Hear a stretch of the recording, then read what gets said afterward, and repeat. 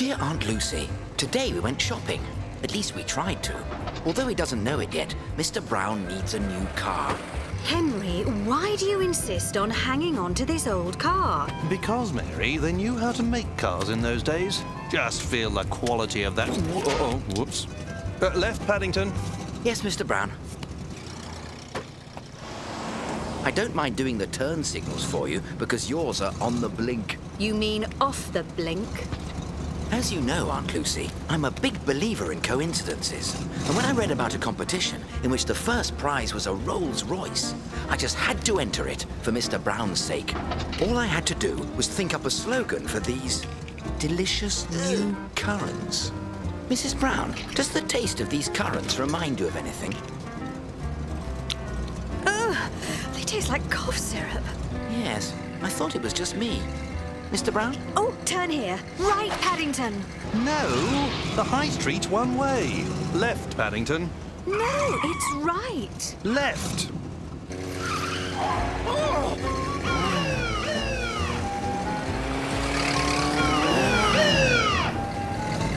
There's someone here who wants to speak to you.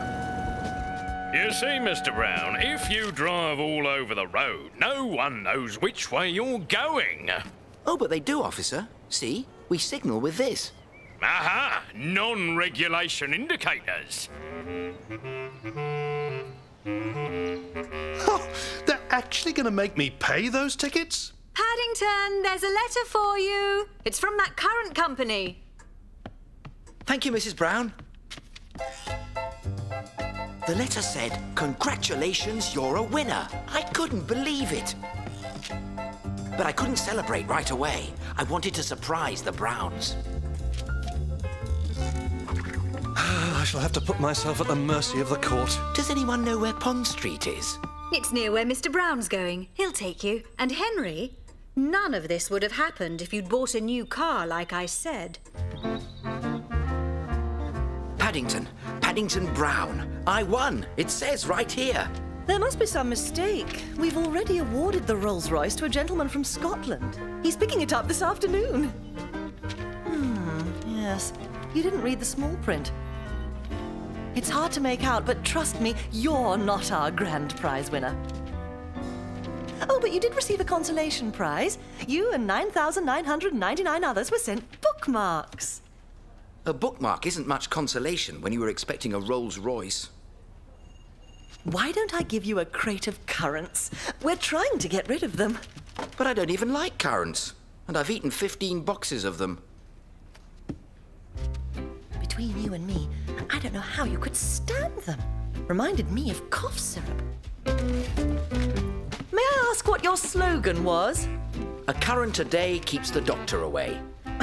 Well, in that case, after 15 boxes, you shouldn't need medical attention for quite some... Inoperative horn, faulty brakes, and the turn signals don't work. It says here you were all over the road, Mr. Brown. But all minor adjustments, Your Honour. And as for the turns, who could blame my wife if she was mixed up about the directions to the high street? And certainly the person who was doing the signals should not be blamed. He's from darkest Peru. Darkest Peru? Let's just say it was an innocent mix-up. Mix-up indeed. A mix-up that you ever got your driving licence in the first place. But to show the accused leniency, I will order you to be retested immediately. An examiner will meet you shortly at your car. Oh, and Mr. Brown, I suggest you buy a new one. It had been a busy morning, what with winning a Rolls-Royce and losing it all in the same day. I was in need of a little relaxation.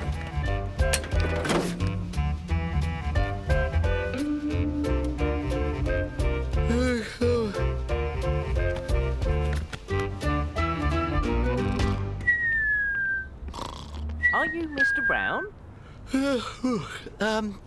Yes. Right, let's get started, shall we? Do you have a current licence? Current? No, thank you. I've just got over a cold. Now, your licence. Oh. Oh, that's my marmalade sandwich. A marmalade sandwich? You like them too? Don't worry, I always keep an extra one under my hat in case of an emergency. Let's get started. Please start the car. I'll do my best. The only driving Mr. Brown usually lets me do is with my shopping basket on wheels. Mr. Brown? But you are Mr. Brown, aren't you? Ah! Well, yes, I am Mr. Brown, but so is Mr. Brown. He's the Mr. Brown who owns this car, but we both help drive it. He does all the steering and changing gears, and I look after the directions. Right! Yes, just like that. Now, since the turn signals aren't working, I usually use this big arrow in the back seat. Oh, God, new car indeed. Oh, Mr. Brown! hello? Left, Paddington! No, right, Paddington! Oh, there's Mr. Brown now. Shall we stop? He really is much better at this than I am.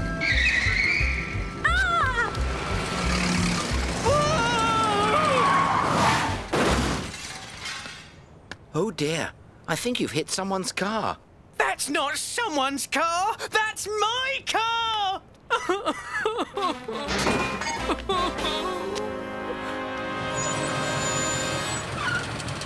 Well, Mr. Brown, thank you for offering to pay for the repairs to my car. And you passed your driving test with flying colours. As for the other, Mr. Brown, here is a special S permit. It's for your shopping basket on wheels. It's a lifetime permit, so I trust we never see you here again. And, Mr. Brown, I think it's time you got a new car.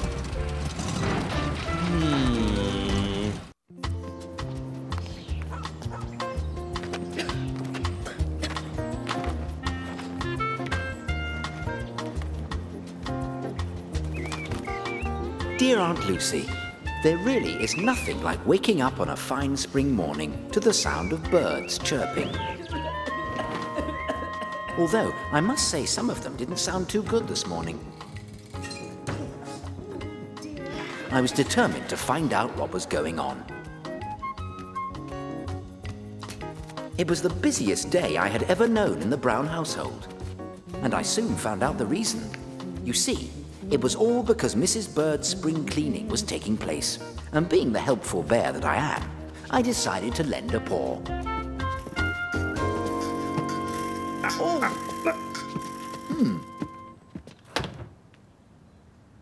Paddington, what are you doing on the floor? I'm cleaning your springs, Mrs. Bird. At least I was trying to. I'm afraid you've got it wrong, Paddington. Spring cleaning simply means everyone lends a hand, giving the whole house a going over from top to bottom. Then I think it should be called top-to-bottom cleaning. Well, I think we've rearranged the living room very nicely. Don't you agree, Mrs. Bird? A definite improvement. Now, we should go and see how Mr. Briggs is doing with the roof repairs. It doesn't look like much of an improvement to me. If this is what happens in the spring, I wouldn't like to see winter cleaning. Sweep It Clean, the do-it-yourself chimney sweep kit.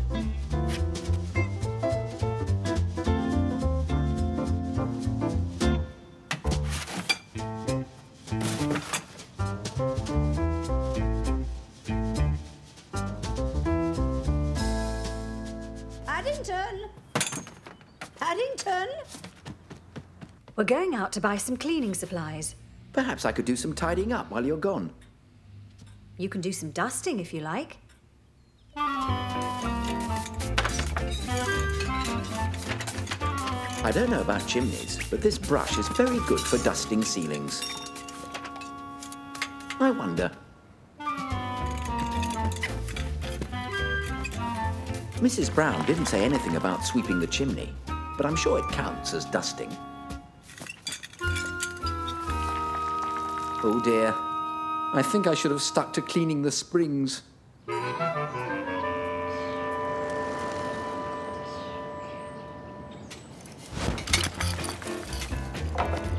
Blimey, better be sure to wash my hair tonight. Right then, almost finished. Huh? What's going on here? Now, I'll just finish it off with this. Right, time for lunch. That's odd. Perhaps there's a bird's nest blocking the chimney.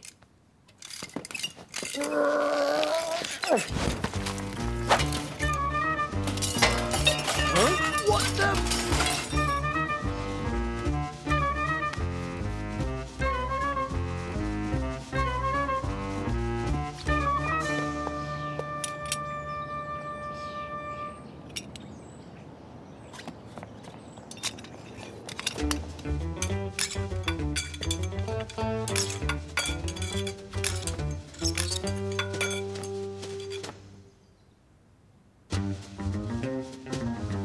Warning.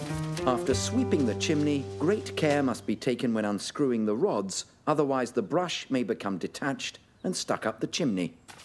If I were writing an instruction book, I'd tell people things like that at the beginning. What I want to know is how these tools fell off the roof.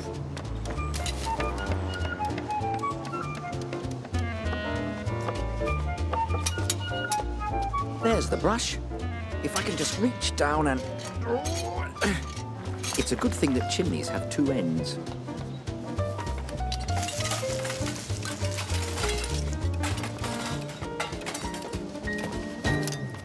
It was strange, but Mrs. Bird said Mr. Briggs the handyman would be repairing the roof, not working in the garden.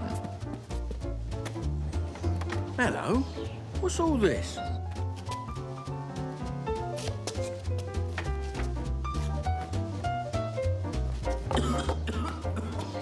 There's something down there. No! Don't go in! There's something nasty up your chimney. Oh, Careful now. Stay back behind me. Huh? What is it, Mr. Briggs? Something very peculiar. Ah! Got it. A boot. a boot? And some kind of rag. No, it's a hat. I don't like the sound of that. Oh! A marmalade sandwich? Paddington! Help! We've got to get him out. Don't worry, missus. Leave it to me. Ow, hey. Grab hold of it, Paddington. Now, don't touch anything, or we'll be spring cleaning for months. I'm sorry, everybody, but Mr. Brown's brush got detached by mistake.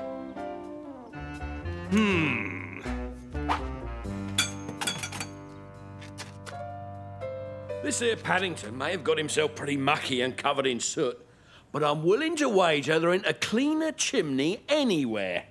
Ah, or a dirtier bear. That night, I had one of my longest bubble baths ever. Soot sticks to fur even more than marmalade. I was combing it out for days afterwards. But I think I got the last of it. Well, almost.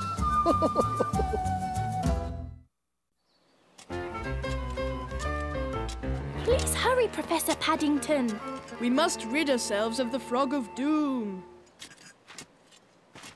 Have no fear, Jonathan. Once buried, the Frog of Doom will trouble us no more.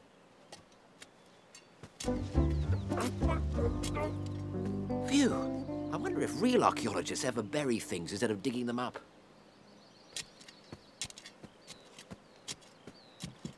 That bear, up to his old tricks, eh?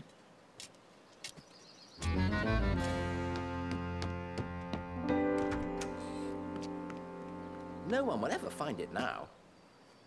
Find what, I wonder?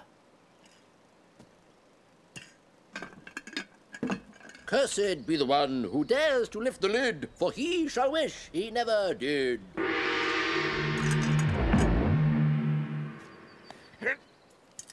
We need to cover it up now, For all eternity. Judy, Jonathan, Paddington, lunch is ready. Coming, Mrs. Bird. Come on, let's go. Oh, I'm starving. What are they covering up for all eternity? What have we here?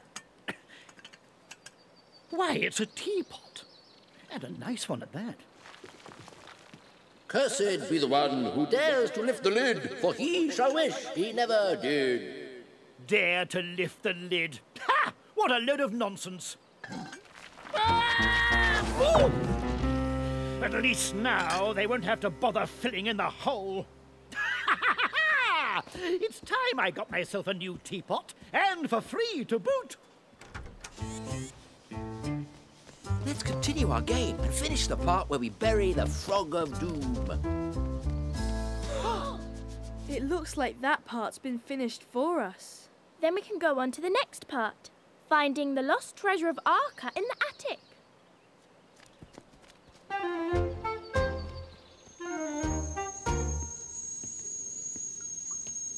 Now to try out my new teapot.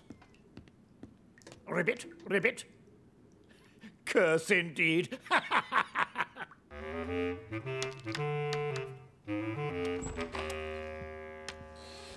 I just passed the building site at the end of the road. They're about to bring in one of those wrecking balls. If you're quick, you'll see it go past. Look, here it comes now.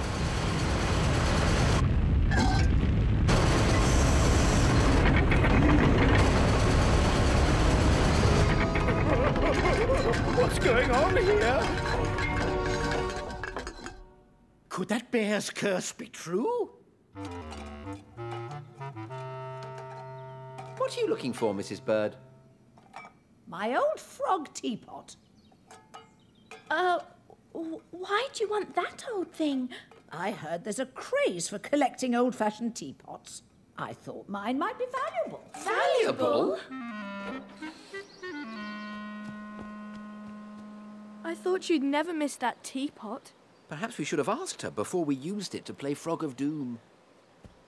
We'll have it out of that hole and cleaned up in no time. If not, we really will be doomed.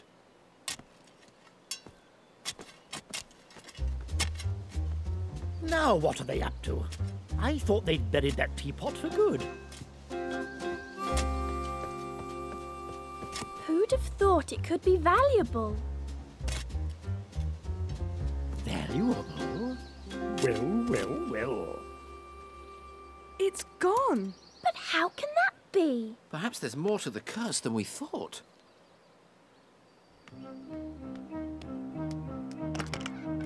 Maybe someone took it. Oh, what will we tell Mrs. Bird? The only thing we can. The truth. Let's wait until tomorrow. If we're lucky, she'll give up looking for it by then. I don't know, Jonathan. Mrs. Bird has a funny way of finding things out. So, it would appear you're valuable. I wonder just how valuable. Very valuable. Ribbit, ribbit.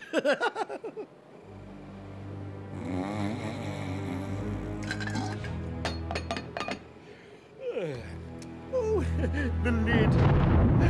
The lid!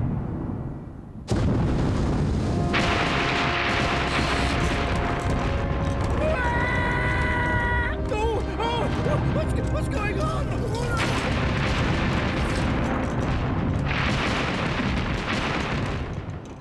Curse or no curse, I'll be glad to be rid of you.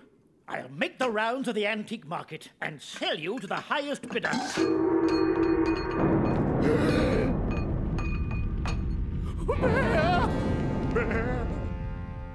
I can't understand where it's got to.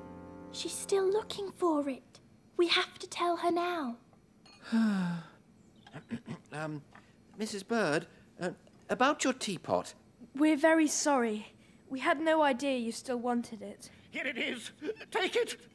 I never want to see it again. You can keep your Frog of Doom. My teapot. Not the lid! No! It's cursed! Cursed, I say! But we were just pretending about the curse, Mr. Curry.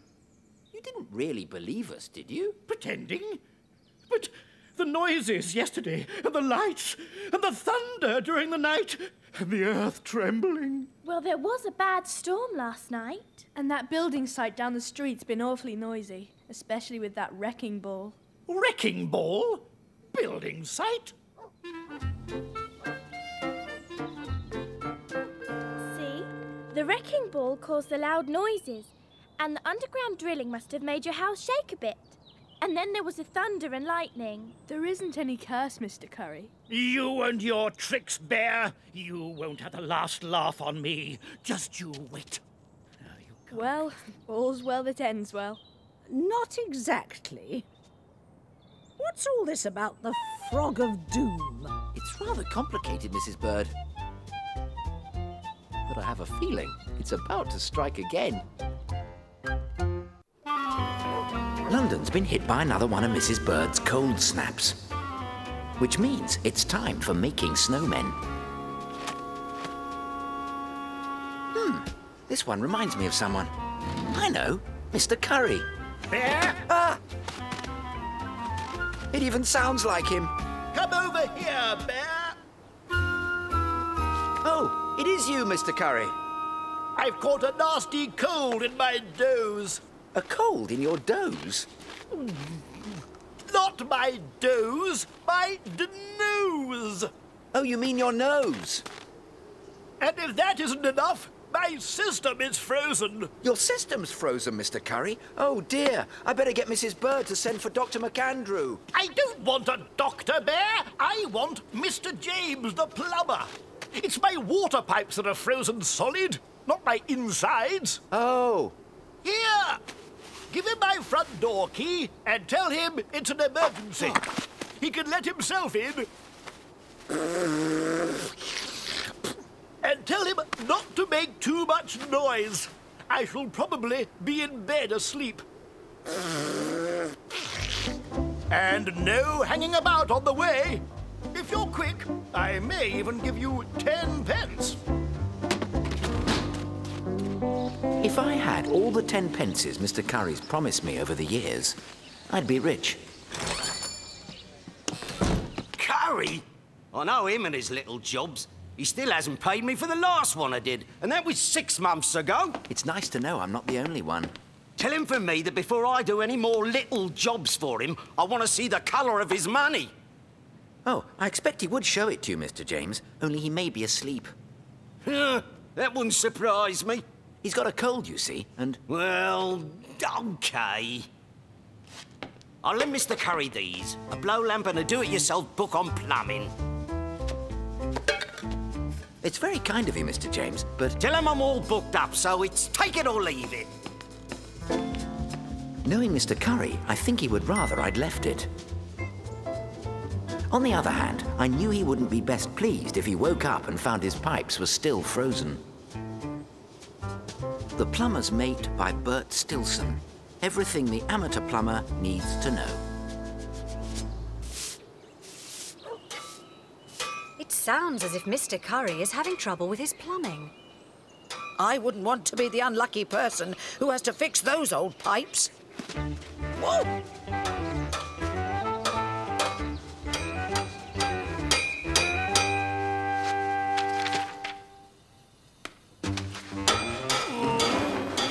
Mr. James! Can't you hit those pipes quietly? Quiet! Everything's coming along fine, Mr. Curry. One of the best methods of thawing a frozen pipe is pouring boiling water over rags wrapped around it. If the pipes are frozen, where am I supposed to get the water to boil?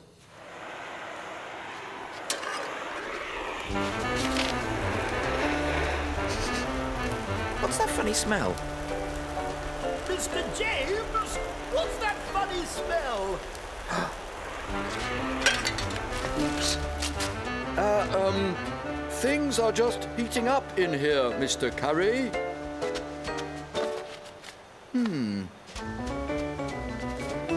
It's funny that Mr. Stilson does his plumbing in warm weather when pipes would never freeze. Heating the pipe is another effective method. Fancy leaving it until the last chapter to tell people that. Hooray!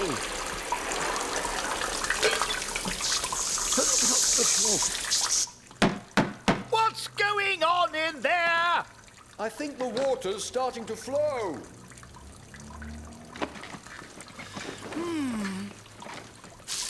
Once the pipes are thawed, check for leaks. Checked. Tape wrapped tightly around a small leak will serve as a temporary repair. Mr. James? How's the job coming along then, eh? Nearly finished? I'm dying for a nice hot bath. Everything's just fine, Mr. Curry. Well, I hope you're not charging me by the hour. Nearly finished, Mr. Curry. Good. Likely trouble spots are... This must be where the water's frozen.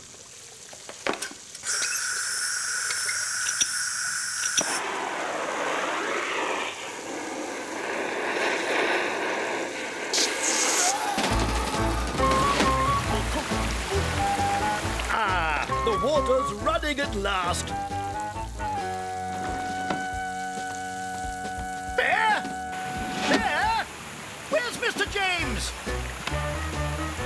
Where's all this water coming from, Bear?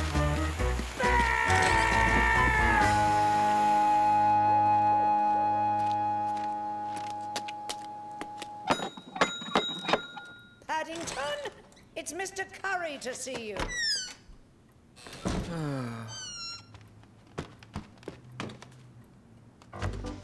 I just wanted to thank you, Bear. Here's your 10 pence and a box of cream buns as a bonus for a job well done. Well done? Yes, thanks to you, Bear, all the pipes in my bathroom are going to be repaired professionally. My insurance is paying for it because the pipes broke during the night. You're lucky, Mr. Curry, that you didn't have a clause in your insurance policy saying you weren't covered for freezing pipes. Yes, but in this case, it had nothing to do with a clause. It was paws that did it. Oh! And if ever I need another act of Bear, I'll know where to come. Act of Bear? Well, I never.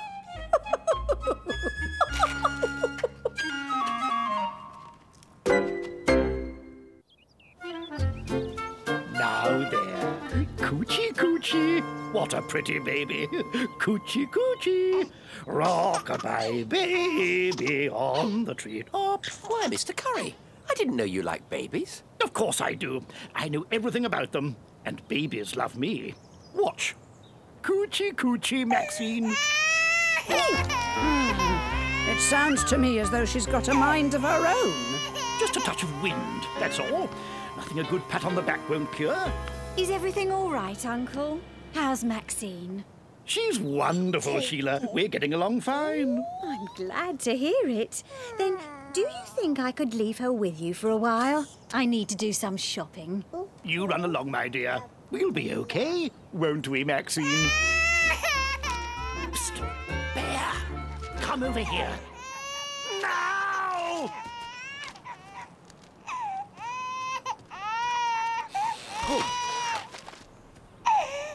Is anything the matter, Mr. Curry? Why is she crying? You've been a cub, Bear.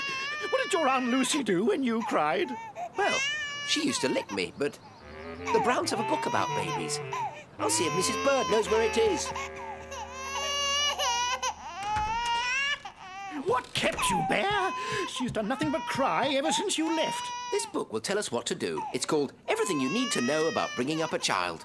Mrs. Brown used it for Jonathan and Judy. Bath time, sleep time, feeding time, changing time. What about stopping crying time? I can't stand it!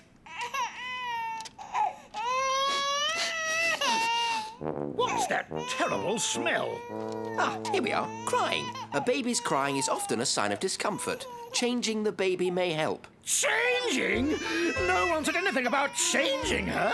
I thought you said you knew all about babies. Not changing them? I've never changed a baby in my life. What does your book say? It looks a bit complicated. I'm not surprised she's crying. I'll get what we need.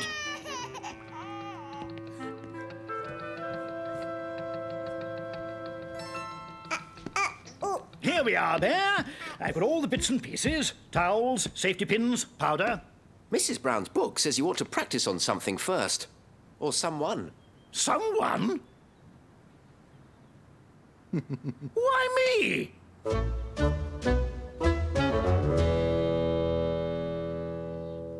Fine. Now we've practiced. Let me get this over with. After I gave you that book, Paddington, I found some toys that I'm sure the baby would like to play with. I'm helping Mr. Curry change Maxine. Good gracious! Wonders will never cease. If you ask me, you've got it the wrong way round. Bear! I've seen everything now. I expect you babysitters must be getting hungry. I'll come back with some lunch. Thank you, Mrs. Bird.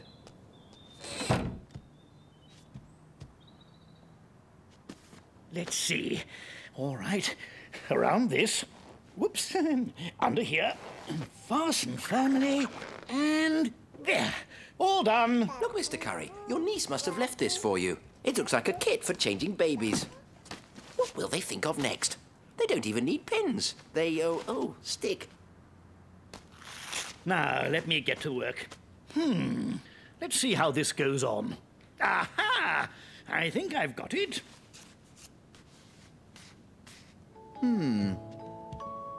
There now. Nothing to it. Look what I found. A bottle. I expect Maxine's thirsty after all that crying. She's thirsty? Give me that bottle there. The book says the milk should be warm.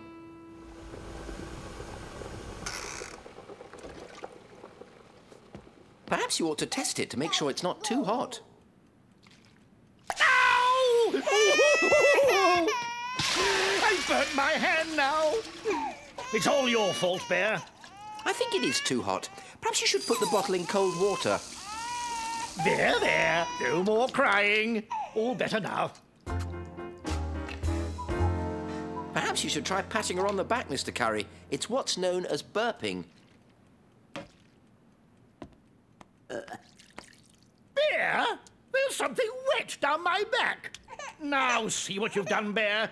And she's crying again. Just look at the mess. Messes. Sea baths. Babies like nothing better than a good bath, especially if they have some toys to play with. See if you can find something in those toys Mrs. Bird brought, Bear. She seems very small for such a big bath. Mrs. Bird, I'm just taking some toys up for Maxine's bath. Why don't you come and watch? Your book was right, Bear. She loves this. You're getting to be a very good babysitter, Mr. Curry. Perhaps you should go into business.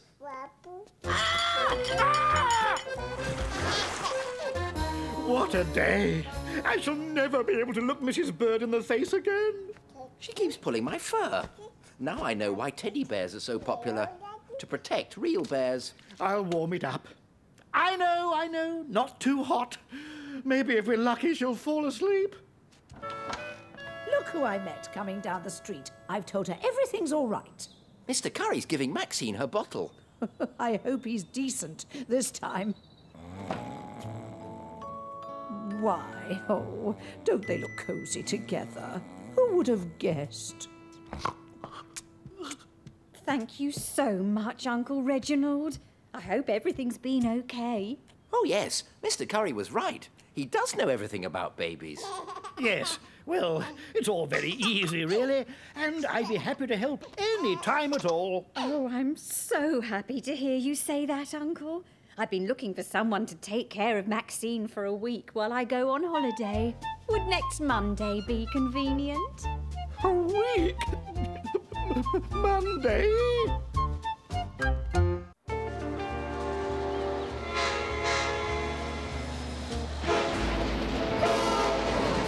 I think train journeys are exciting, Mr. Gruber. Don't you? I do indeed, Mr. Brown. And this one, the world-famous Orient Express, is perhaps the most exciting train of all. Especially tonight, because for our entertainment, there will be some dinner theatre. Dinner theatre? Do you mean we're going to watch people eat? No, Mr. Brown. While we have our dinners, actors will perform a detective mystery. And we won't know who the actors are until the play starts. I wonder if we can guess.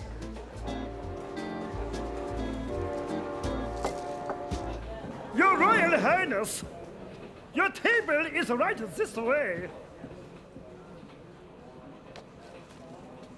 Oh, Rock Clifton, can I have your autograph? You're my favourite movie star. Well, in that case, I'd be glad to, little lady. I think this train journey will make a very interesting chapter for your book, The World and Its Wonders. Your rolls, monsieur? Thank you. Do you know when the detective mystery will begin, Mr. Gruber? Any moment now, I should say. Whoa! Oh, dear! Hot! Oh, dear. I think I'm in trouble again. Hot!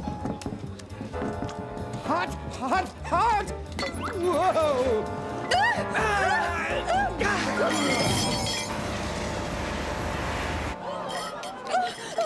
Get off! Get off! I'm so sorry. I don't suppose this is all part of the dinner theatre.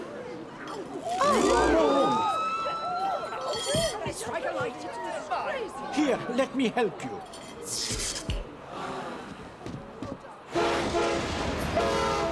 What is this mess? Get me up! I'm sorry my jar of marmalade caused so much trouble, Your Highness. Come along, Mr. Brown. We don't want to get in the way of the play. My bracelet! It's gone! This is all my fault. Don't worry, Your Highness. I'll help. Bears are good at finding things. I think we've done quite enough already, Mr. Brown. Stop! Touch nothing! It could be evidence. I am the great detective, Inspector Hercule Ono. How lucky he happens to be here. I'm sure he'll be able to find the princess's bracelet. I believe we found one of the actors, Mr. Brown. Remember, there plays to be a detective mystery. Fancy the missing bracelet being part of the mystery. Stop, you! Nobody move. We must search the dining car for it at once. But how are we supposed to search the dining car if we're not allowed to move?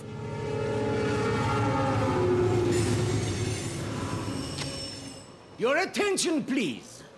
From my search, I have deduced that the princess's bracelet was stolen. Oh! And I thought it fell off when everyone bumped into each other. Huh. That is exactly what a master criminal would want you to think. But I will uncover the evidence that will lead straight to this fiendish thief. No clue can escape my watchful eye. I wonder if that marmalade's a clue. Oh, of course not. Don't be silly. I have left no rock unturned. There aren't any rocks on a train. It is clear that the thief is someone in this dining car. Everyone is a suspect. Silence, s'il vous plaît. The first clue you see is this partly open window. The thief lay in wait on top of the train until the precise moment the train entered the tunnel. Then reached into the car through this window, snatched the bracelet, and made good his escape. I didn't see any of that happen. Only one among us could perform such a daring feat. Rock Clifton. Star star of countless action movies featuring death-defying stunts. Now, hold on there, compadre. I couldn't have done that. But he's the one who knocked the princess over, so he couldn't have been on top of the train. I think that actor's forgotten his lines. But of course, and that is why I know the open window is merely a red herring to throw me off the trail of the real thief. There's that interesting splotch of marmalade to consider. After examining the facts, I am quite certain that marmalade played no part in this crime. Hold on, Inspector. I think this bear may have a point. Just as I suspected. You wish to distract me from the obvious. It was you, the great Mesmerion. What? Me? Who? Mesmerion, the famed hypnotist and master thief who recently escaped from prison. With your hypnotic stare, you took advantage of the confusion and forced the entranced princess to remove a bracelet and hand it to you. That's outrageous! But, Inspector, this man doesn't look anything like the waiter. That's what Mesmerion has led you to think? What's this? You see, he's hypnotized you all. Excuse me, Mr. Brown has something to show everyone. Ooh. The bracelet's been in my marmalade all this time. I was right. It was only lost after all. My Aunt Lucy taught me that often the answer lies right under your nose.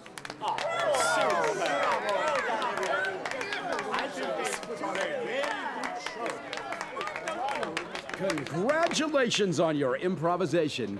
You should take a bow, too. You gave a great performance. Couldn't have done better myself. Your jar of marmalade changed everything in the play, Mr. Brown. We had quite a time making things up after the bracelet went missing. It was supposed to be the tiara that was stolen. I suppose this is what they mean when they say the show must go on. Rolling the bandits, Pinafore by a length. Jasmine second, and runs ragged on the outside at 10 to 1. 10 to 1? It's not 10 to 1. It's only 12:30. It's runs ragged, winning by a neck at 10 to 1. He did it again. Someone should tell the announcer, Seamus O'Reilly, that he's got the wrong time. Here are more toothpicks to add to your collection, Paddington. We shan't have any left for our teeth if you carry on picking winners like that. So, Paddington, which horse is going to win the next race? 1, 2, 3, 4, 5, 6. I pick horse number 6. And the horses for the next race come to the starting gate. At 10 to 1, number 6, Lion's Share. Fancy saying it's 10 to 1 when it's only 12:30. You'd think working on television he'd know the time. They say horse racing is a game of seconds, but Mr. O'Reilly isn't even getting the half hours right. At least it hasn't stopped me from picking the winning horses. Winning horses? Psst. Bear, did I hear you've been picking the winning horses at the races? Oh, yes, Mr. Curry. I've just won another 30 on the last race. Have you now? Well, Bear, why don't we have an afternoon at the races together? Then you can pick some winners for me. I've never been to a real racecourse before. All right, Mr. Curry, but before we go, I have to get something to take to Seamus O'Reilly. Don't be long. I'll call a taxi. There's no time to be lost, so I can win a fortune. Why are you taking a cab then, if you haven't any money? Yes, Mr. Curry. Perhaps we should have taken the bus. Well, you see, if you can wait until after the race, I'll have plenty. Okay, but you'll have to leave me something as a guarantee you'll be back. Here, take this. Wait. I need my jar of marmalade. Promise to take good care of my suitcase. There's a surprise inside for Seamus O'Reilly. A surprise? It's just a little something to teach him a lesson. A lesson? I wonder what kind of surprise. Hello. Good day, sir. Yes, good day indeed. What's this? Sounds like ticking. Ticking? A surprise? A bomb! Help! Hello! Police! There's a bomb in this suitcase! My beautiful card, there's a bomb! Stop! Put it down, man. Gently now. I'll contact the bomb squad. Control, this is an emergency. There's a bomb, I repeat, a bomb at the racecourse. All right, Bear. Which horse will win the next race? 1, 2, 3. Hurry up, Bear. There'll be plenty of time for eating later. 8. Horse number 8 will win the race, Mr. Curry. Right. And what are you putting on the race? Well? I might risk 3 toothpicks, Mr. Curry. 3 toothpicks? Oh, never mind. I'll be back. Me too, Mr. Curry. I have to find Mr. O'Reilly. I wonder where that bear's got to. He's probably getting more marmalade. He seems to find it a help when he's picking his horses. It seems to work. I'm not going to wait like a commoner. Look at that!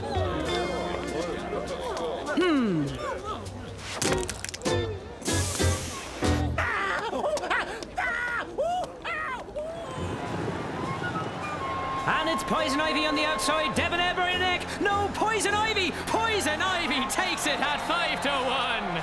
Excuse me, Mr. O'Reilly. It's not 5 to 1, and it wasn't 10 to 1 when Runs Ragged won the race. What?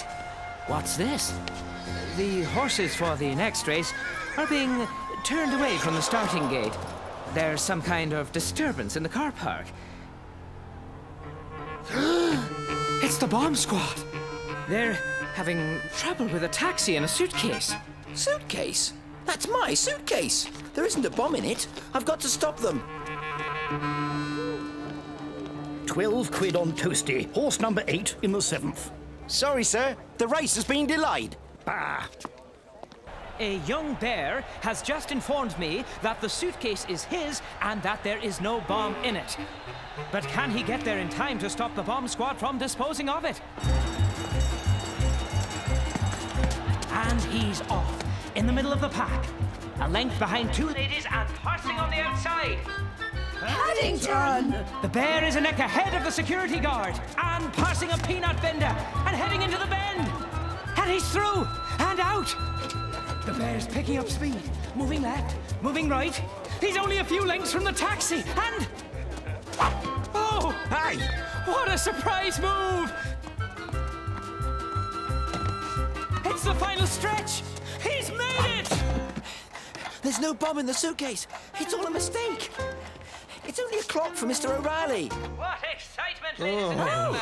Thanks to that bear, the next race is about to begin. Go, Toasty! Go! Go! Go! Last place! Oh, why did I trust that bear? Ah! You kept saying 10 to 1, but it was only 12:30. 10 to 1 is the odds, not the time. Right, it's not the time. So that's why I brought you the clock. Well, thanks all the same. I want to talk to you, Bear. The horse you chose lost, and I've lost all my money with it. Let me get this straight. This young bear picks horses, and you bet on them. Perhaps, Mr. Brown, you would care to tell the live audience how you pick the winners. It's very simple, Mr. O'Reilly. I take a spoonful of marmalade, then I count the chunks, and that gives me the number of the horse. Marmalade chunks? I lost all my money on marmalade chunks! So how do you plan to pay me for the taxi fare? That's what I want to know. That's the last time I go racing with you, Bear! Perhaps in the future, you should be like Mrs. Bird and stick to toothpicks. They're much safer, and you can always use them again. It was my summer birthday, and everything was wonderful, until... Take a bath? I don't think very much of that as a birthday present. That's not the present part. Going to dinner at the Porchester is the present. Dad has invited Mr. Gruber too. You want to look your best. After all, the Porchester is a famous restaurant, and it's very expensive. Only the best people go there. Your chair, monsieur. And what would you like for an hors d'oeuvre? Excuse me?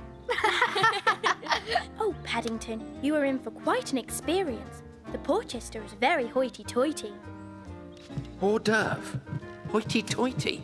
It all sounded very complicated. So I decided to seek Mr. Gruber's advice. I have never been to the Porchester either, Mr. Brown. It'll be a nice change from cocoa and buns. That's what I'm worried about, Mr. Gruber. I've never eaten in a fancy restaurant before. There are many things to know. For example, let us pretend this is your hors d'oeuvre. Now, which fork would you use? Mr. Brown. Start from the outside and work your way in. Start from the outside? But how can I reach my food if I'm not even in the restaurant? I think perhaps it's a good thing you came to see me, Mr. Brown. Dear Aunt Lucy, in case you're wondering why there are a lot of smudges on this card, it's because I'm writing it in the bath, so I'll be nice and clean for our dinner out. I thought it would be better to have a bath after I'd eaten, but Mr. Gruber reminded me that I must look my best for the Porchester. A party of Browns. We booked a table near the orchestra? Is the young, bear gentleman with you? With us? We're with him. Oh, then I'm afraid you can't come in. The young, bear gentleman isn't wearing the proper evening dress. Bears don't have evening dress. They have evening fur. And I've had a bath. But the hat? It was given to me by my uncle in darkest Peru. I'm never without it. Oh, very well. We'll make an exception. This way, please.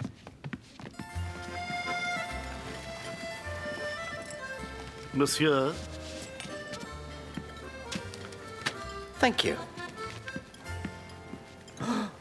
My menu's full of mistakes. Mistakes? There is never a mistake on a Porchester menu. Those aren't mistakes, Paddington. It's written in French. And we pride ourselves in the fact that there is nothing one cannot obtain at the Porchester. Well, in that case, I'll have a marmalade sandwich, please. With custard, since it's my birthday. A marmalade sandwich? With custard? For dinner? I like marmalade, and you said that one can obtain anything I want. Excuse me, Andre. I'd like a marmalade sandwich as well. It'll make a nice change. Thank you, Andre. As you wish, monsieur. Incroyable! Suddenly everyone is wanting the marmalade sandwich. I bring Paddington to one of the finest restaurants, and he wants a marmalade sandwich. Oh! Perhaps you would care for an hors d'oeuvre while you wait? Hors d'oeuvre? But that looks like salad. Indeed. Thank you. It looks like a very good bargain. And I know which fork to use. It isn't all for you, Paddington. And you're not meant to eat it from the trolley. I thought dining out was supposed to be fun, but there are an awful lot of things you can't do. Oh! Ah! Couldn't I have my water in a glass, please? That's not for drinking. It's a pour bowl. A pour bowl? But I had a bath this afternoon. Since the young bear gentleman is having a marmalade sandwich, I assumed his paws might get sticky. There's no might about it. Where is Paddington? He said something about finding his onion.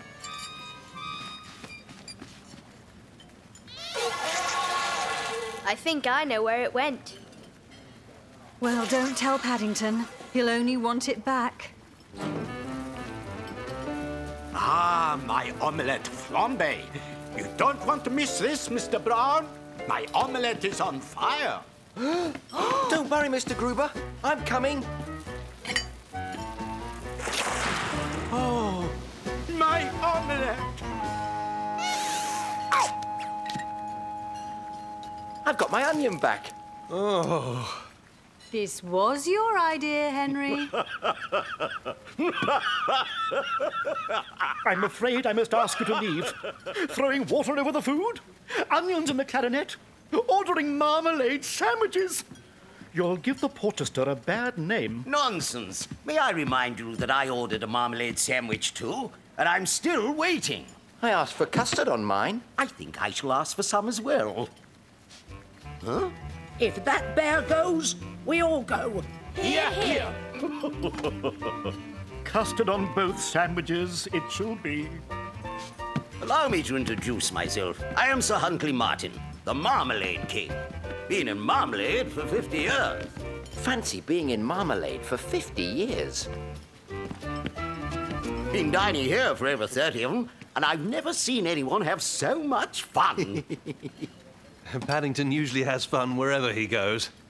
I was a bit worried about coming to a famous restaurant like the Porchester, but luckily Mr. Gruber showed me exactly how to behave. Oh, no need to thank me, Mr. Brown. No need at all.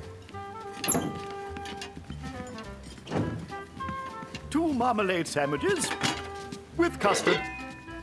Thank you very much. I think I shall always come here to celebrate my birthday in future.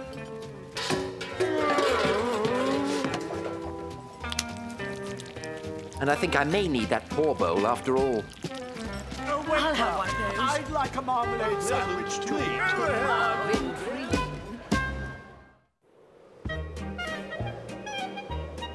There it is, Mr. Brown. One of the most beautiful mountains in the world, the Matterhorn. Look out!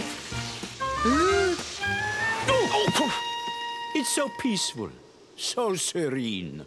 Did you say peaceful, Mr. Gruber? My chapter on Switzerland won't be complete without a photo of the Matterhorn. But so many have been taken, it's nearly impossible to find an original angle. I'll get you an original photo, Mr. Gruber. Bears are good at impossible tasks. That's the spirit, Mr. Brown. I'm off to interview a famous yodeler. Let's meet back at the chalet to see what you've got. Oh, dear. It looks even further away through the camera. What I really need is... Help! What I really need are some skis. May I help? Someone? Yes, I'd like some skis, please. You see, I find going on the mountain rather dangerous without them. Oh! And could I trouble you for some poles? They seem to be popular. Of course, sir.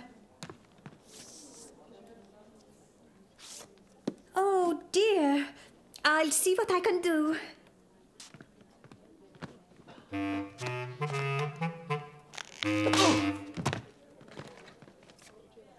Will you be taking those goggles? I don't think so. Now that I have skis, perhaps the other skiers won't be such a menace. Whoa! Watch it! I just need a place to put them on.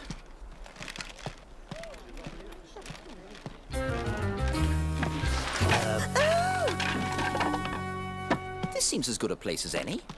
Now, what did the ski lady say? Oh, yes, remember to bend your knees. Oh, well, perhaps I'll skip that part. Oh, dear, I seem to be in reverse. Tell us, Franz, do you think you can win? A downhill competition in my own country? Nothing can stop me. Hello. Amateur skiers? They shouldn't be allowed on the hill! Good afternoon. Is this the right stop for the Matterhorn? Oops. Oh, hello. Could you tell me? Look out! Oh, I see. Pleasure to meet you. I'm Paddington Brown. Franz Wiedmeier.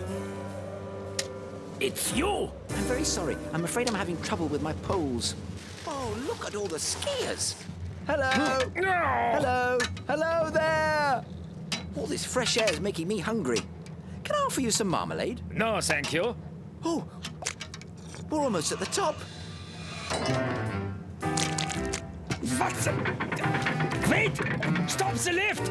Stop! Stop! I must not miss my place in the race! Look! Hey, Franz! Over here! Having second thoughts? Say cheese? This is all because of that bear. No, this isn't the right shot of the mountain. I'll have to find a better angle. Perhaps I should have asked the ski lady how to stop. Amateur. Excuse me. Excuse me. Excuse me. Coming through. Hey, look out! That's it. I'll get that bear if it's the last thing I do. Where's Franz? He's on his way. He had some troubles with the lift. Hello. I didn't realize there was a bear entered in the downhill. There isn't. But you can't go now. That bear is still on the course. Not for long.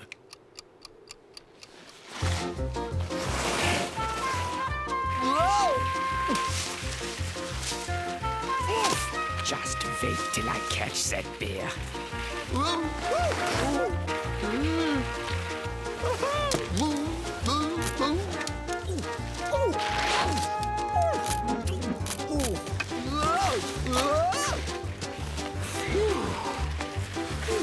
I think I'm getting the hang of this.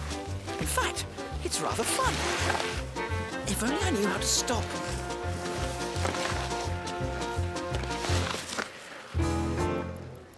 I wonder what's keeping Mr. Brown. Two skiers competing at once. Most unusual for the downhill. No word on the identity of the small skier in front. It's Mr. Brown. Mr. Brown is competing in the downhill. But he seems to be challenging Franz to clock his fastest time ever.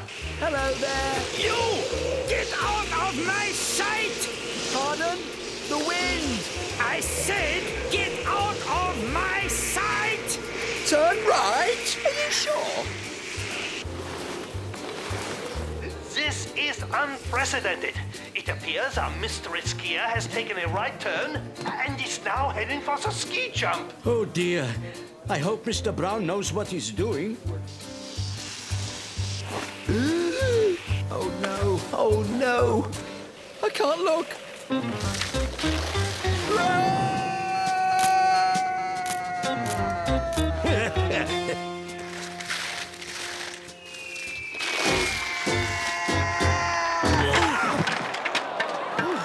So that's how you stop.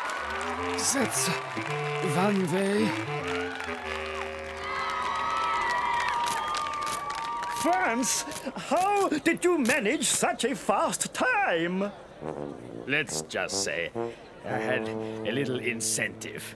Mr. Brown, you won't believe it. I got the film developed and look.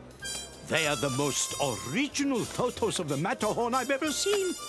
Thank you, Mr. Brown. It was my pleasure. I think.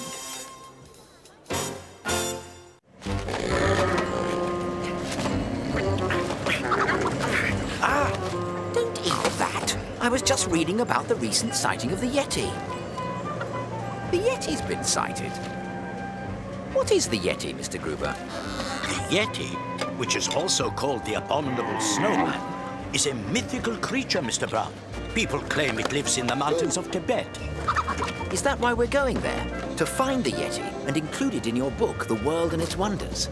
We're certainly going to include the story of the Yeti, but I don't hold out much hope of finding it.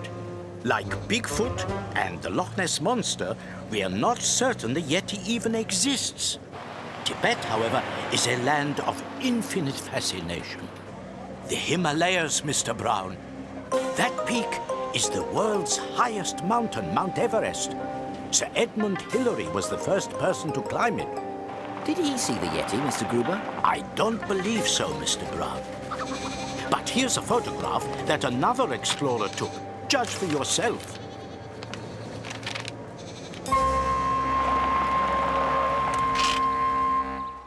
Welcome, Mr. Brown. And welcome to you too, sir. My name is Ngapo. Pleased to meet you. The Yeti is half man, half bear. His kind have lived in the mountains for thousands of years. Although people fear him, it is said the Yeti has helped lost travelers find their way. Have you seen the Yeti? Seeing him is not important. We believe he exists. I would be happy to lead you into the mountains. With luck, perhaps we shall see for ourselves. Oh! We will make an early start in the morning. To see the Yeti, you must keep your eyes and ears open. But most important, your heart.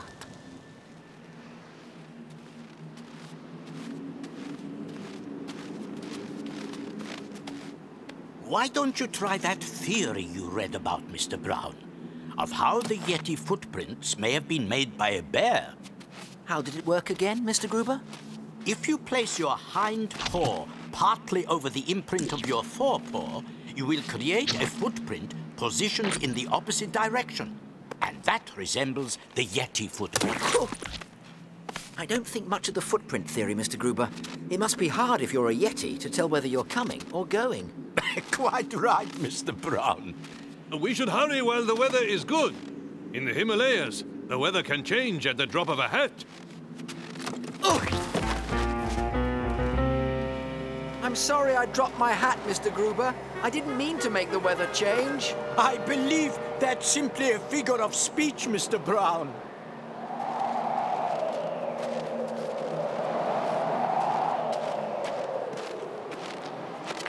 Where's Mr. Brown? I'll find the young bear. You wait here for me. Mr. Gruber? Ngapo! Ah, Mr. Gruber! Mr. Gruber! Mr. Brown! Over here! Mr. Gruber. Now both are lost. I must find them. Even though Mr. Gruber was dressed warmly, it sounded as though he was getting a cold. Luckily, Mrs. Bird had given me some throat lozenges for the trip. Here you are, Mr. Gruber. Have some lozenges for your sore throat. Mrs. Bird swears by them. Don't worry, they taste strong, but they do work. Mr. Gruber! Mr. Brown! We can use this cave as shelter and ride out the storm. How clever of you to lead us here, Mr. Brown. But I was following you. Here, Mr. Gruber, have another lozenge. Another? But I haven't had any yet. I gave you one when I was following you. I'm afraid high altitudes can make people lightheaded and confused, Mr. Brown. My head feels the same weight as it did this morning. We'd better rest. We'll have to try and find Ngapo in the morning. I do hope he's all right. You must be hungry, Mr. Gruber. Here. Though I don't think I've got any bread. Why, Mr. Gruber? You were really hungry. Luckily, I had my emergency sandwich.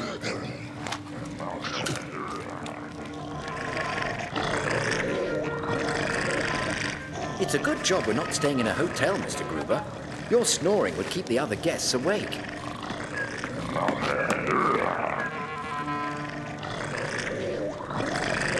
It's a good job we're not staying in a hotel, Mr. Brown. Your snoring would keep the other guests awake.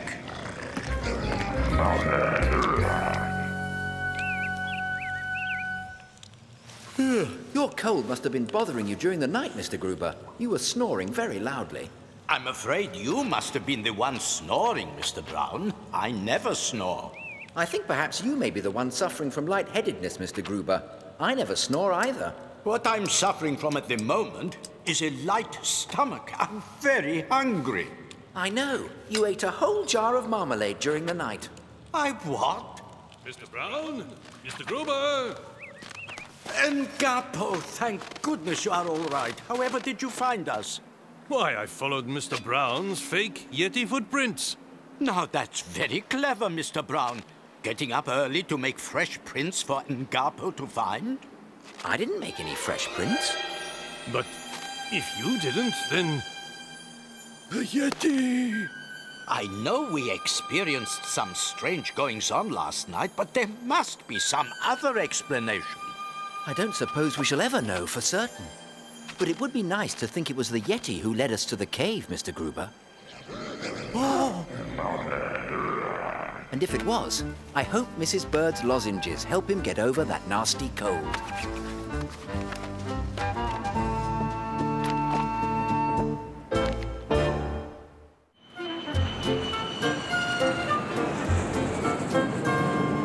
We're very proud of you, Paddington. Imagine, of all the people in the country, you were chosen to represent Great Britain in the Olympic torch relay. It's a great honor. And a wonderful opportunity for me to add a chapter to my book, The World and Its Wonders. Goodbye, Paddington. Good luck. Carry the torch for Britain. Have fun. Bye. Mind you don't go leaving any marmalade sandwiches lying around for people to sit on. Oh, Mr. Brown? Mr. Brown of 32 Windsor Gardens? That's me. My dear sir, thank goodness we've caught you in time. There's been a terrible mistake. An unfortunate clerical error, but all's well that ends well. The letter you received inviting you to participate in the Olympic torch relay was intended for a Mr. P. Windsor of Brown Gardens. Good gracious. That explains it. I thought it was funny choosing a bear to represent Britain. A bear? Especially one from darkest Peru. Darkest Peru? Oh dear, where is he? What will Her Majesty say when she sees a bear from Peru representing Great Britain? We have to catch him! As soon as Mr. Gruber and I arrived in America, we went straight to the outskirts of the city to await the arrival of the torch. Get ready, Mr. Brown. Here it comes. Follow me. I'll lead you right to the next runner. Keep an eye on my jacket, and you won't get lost.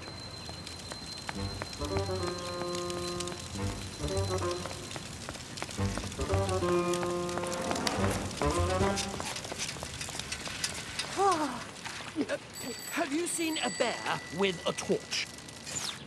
Thank you! Cheerio! Faster, Mr. Wright! Faster!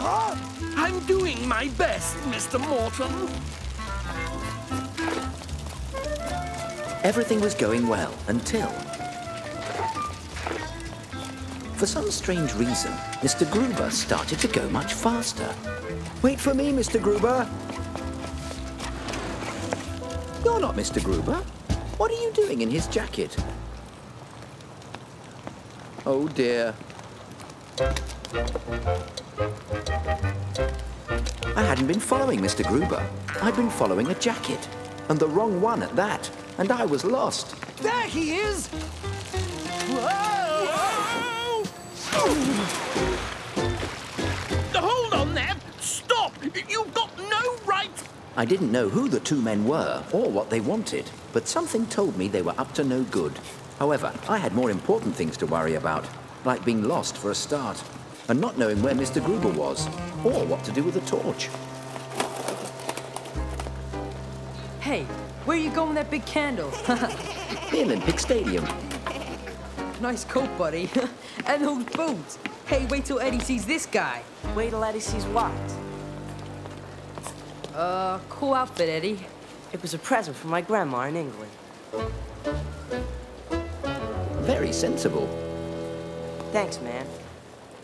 I don't understand it. Young Mr. Brown was right behind me. Time is ticking. We'll have to head for the stadium and hope he can get there by himself. Gotcha! Now hand over that torch. That is to say, I think it's time for us to leave, Mr. Morton. I'm right behind you, Mr. Wright. Here's a bus ticket. Catch the number 112 just outside the mall entrance. It'll take you right to the stadium. Thank you. I'll do the same for you if you ever come to London.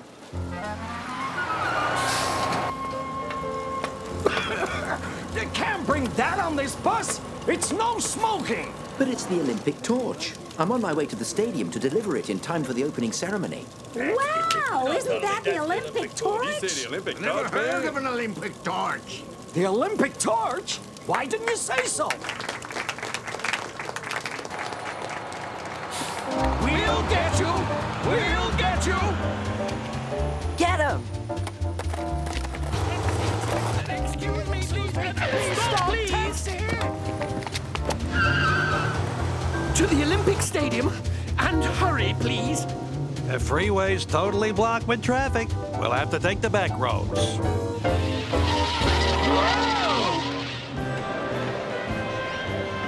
Only 15 minutes to go before the official start of the games, and still no sign of the torch.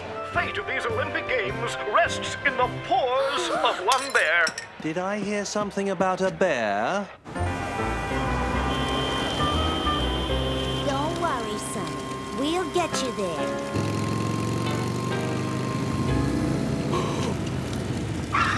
This young bear needs to get to the stadium in less than 10 minutes, or the Olympics will be ruined.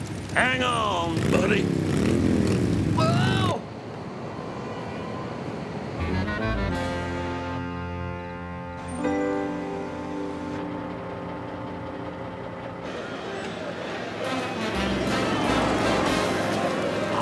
Hello, everyone.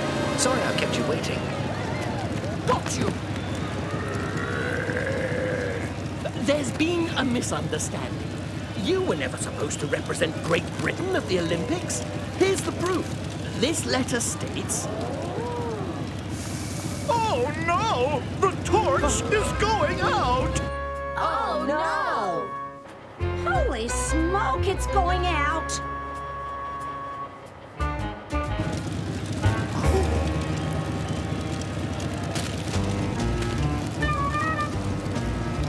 Hang on, buddy. I would like to thank everyone who helped me today, especially Mr. Morton and Mr. Wright. Without their quick thinking, the Olympic torch might have gone out.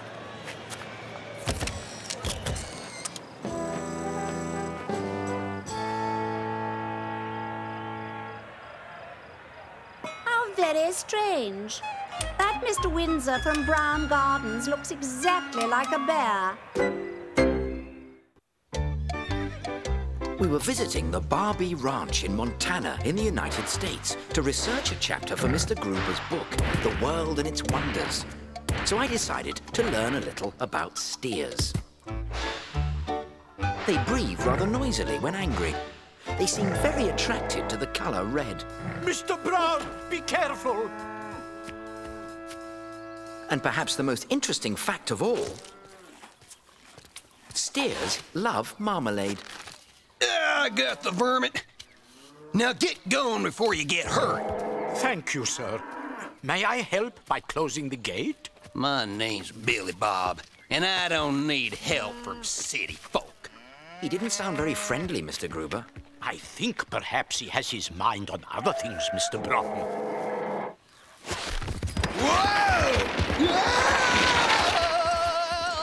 I don't believe that steer thinks Mr. Billy Bob is friendly either, Mr. Gruber. You know, Mr. Brown, when I was your age, I used to dream of being a cowboy. But who's going to teach us? Why, the trail boss, of course. The trail boss? The trail boss is a seasoned veteran. I bet he'll be as rough and tough as they come. You mean she'll be as rough and tough as they come? My name's Loretta, and this is my ranch. And I'd say you boys need some real cowboy duds. Good. Good enough, I suppose.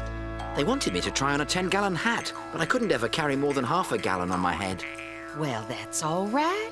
You can be my undercover cowboy and keep your eye out for cattle rustlers. Cattle rustlers? Your job is to protect my herd. But who would want to steal your herd, Miss Loretta? You never know in these parts. And you won't know until it's too late. Yeehaw! Right cowboy! If you want to be a cowboy, Mr. Brown, you're going to have to learn to ride a horse. I felt like pointing out that it was Mr. Gruber who wanted to be a cowboy, not me. But it was taking me all my time to stay in the saddle. Giddy up, buckaroo. Rope a steer with your lasso. Giddy up, shout yahoo. Your cowboy tried and true. A cowboy needs a horse to trust. A saddle, reins, and bit are a must. He always wears a wide-brimmed hat to keep the sun and rain off his face and back. To reach the stirrups is hard if you're small, but once you're up there, you really feel tall. Woo! Kick your heels to make him trot. Pull back on the reins when you want to stop. Cowboys work in all kinds of weather. Their job's to keep the herd together. If they travel long ways with the cattle, they might take a nap right there in the saddle. Woo! Giddy up faster now. Ride your horse and rope a cow. Buckaroo, shout yahoo. Your cowboy tried and true. Your cowboy tried and true. Yee-haw! Well done, Mr. Brown. You must tell me your secret. Marmalade. It sticks anything to anything. Would you like to try some? No, thank you, Mr. Brown. I'll race you around the corral. Yippee! While you city slickers keep Loretta busy, I'm just gonna help myself to her cattle. Come on, shoo, shoo! Come on, shoo, shoo! Good steer, good steer.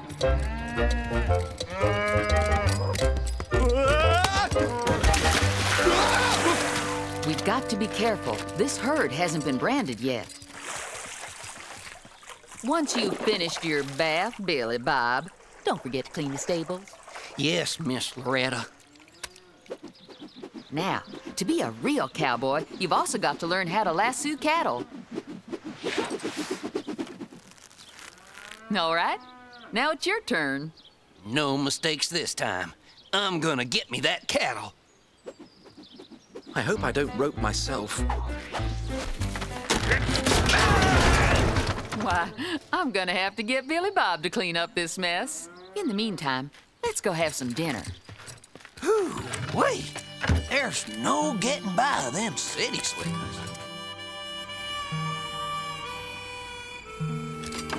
Thank you, Loretta. Or should I say, much obliged. Well, I'm gonna hit the hay.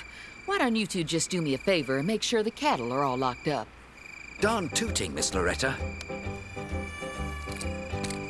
Mr. Gruber, what did Loretta mean when she said her herd hadn't been branded?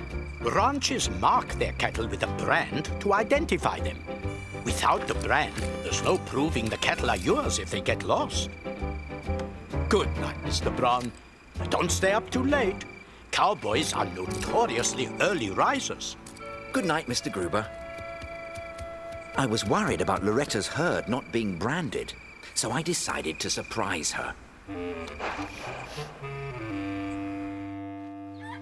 We woke early the next morning for more cowboy training, but we had an unfortunate surprise instead.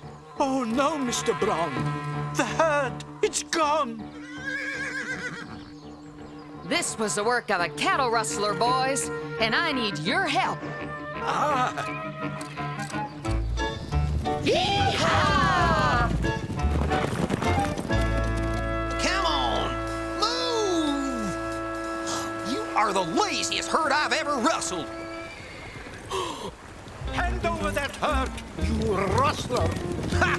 You can't prove this is Loretta's herd. She didn't brand them. But I did. Mrs. Bird often says that once my marmalade chunks are stuck to something, they never come off. So I branded the herd with my chunks last night. This is your herd, Miss Loretta. Ah.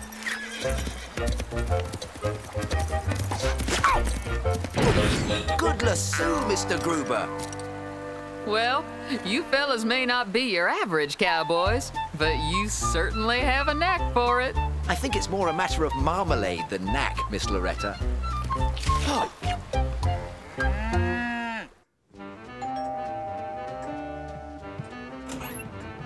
Good morning, sir. Have you ever stopped to consider the importance of brushes in your life? Brushes? There's air brushes, paint brushes, toilet brushes, toothbrushes, clothes brushes, hard or soft bristles, in an assortment of colours and sizes, half price, one time, special offer just for you, sir. Thank you. That's very kind of you, and it sounds like very good value. Thank you, but we don't need any brushes. Then how about some timepieces or a necklace for that beautiful neck? No, thank you, and good day. You must be wary of door-to-door salesmen, Paddington. You're too trusting. Remember, you never get something for nothing in this world. I think door-to-door selling sounds interesting. I like the idea of helping people. Then you'll enjoy fetching the groceries. Here's some money. Don't forget to bring back the change. As I did Mrs. Bird's shopping, I thought about what she said. That you can't get something for nothing. And I wasn't sure she was right. After all, when the Browns found me at Paddington Station, they took me in and didn't ask for anything in return. Some people might think that Mr. Gruber gives me cocoa every day for nothing, but we have an arrangement. I always pay for the buns. Congratulations, your character, drive and ambition is about to pay off. You have been chosen for a once-in-a-lifetime opportunity. Earn a fortune meeting interesting people. We will contact you soon. A once-in-a-lifetime opportunity. You don't get one of those every day of the week. Earn a fortune meeting interesting people. Aye, that sounds too good to be true.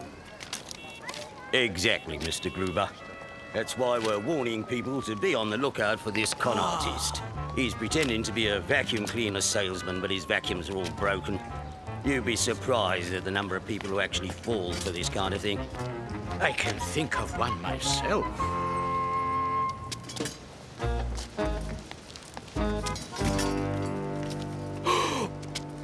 I'd like to earn a fortune and meet interesting people. The question is, where and when? Right here and now. Allow me to introduce myself, Mr. Brown. Paddington Brown. I'm from darkest Peru. Oh, how exotic.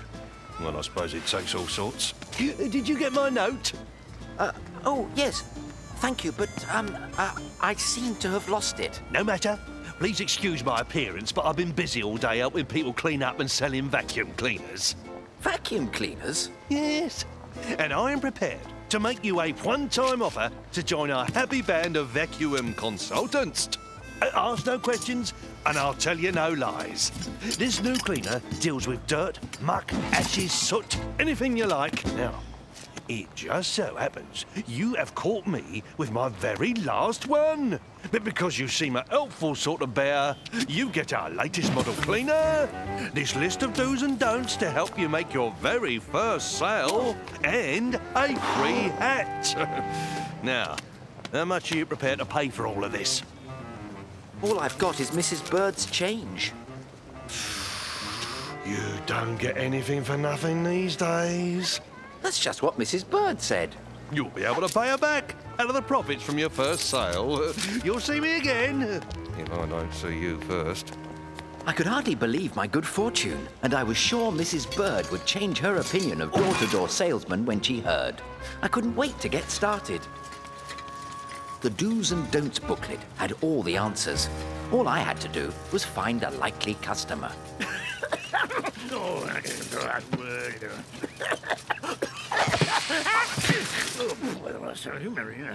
Are you spying on me, Bear? Now, what's that you've got on your head? Ask no questions, and I'll tell you no lies. This new cleaner deals with dirt, muck, ashes, soot, anything you like. How would you like a free demonstration, Mr. Curry? Free, you say? The price of chimney sweeps these days is highway robbery. This cleaner is particularly good with soot, Mr. Curry. It had better be. I'll be right back to keep an eye on things. Mr. Curry deserves a good demonstration because I think he falls under the heading of extremely difficult customers. That's more like it, but maybe he'll appreciate an even bigger demonstration. Bear! What is going on? You're supposed to clean up, not make more of a mess. Don't worry, Mr. Curry. It's all part of the demonstration. You, insert customer name, will agree that no ordinary cleaner could suck up this mess. For once in my life, Bear, we are in complete and utter accord. Prepare to be amazed.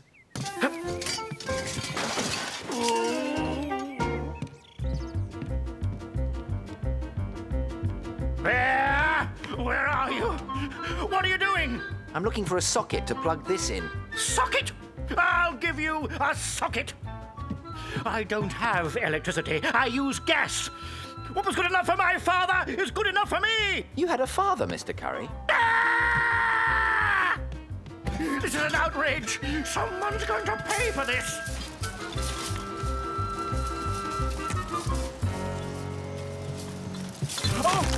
Oh, thank goodness it's you, Mr. Brown. Oh, we were worried about you. Worried? About me? Someone has been selling faulty vacuum cleaners down at the market, and I was worried something might have happened to you. It did. What do you take me for? Once is bad enough, but twice in the same morning? Please! Stop him! Stop him! Stop that man! Wait till I get my hands on him! Oh! Keep him away! He's crazy! Oh! Mr. Curry was such a hero for breaking up the vacuum cleaner racket that he didn't mind the mess I'd made.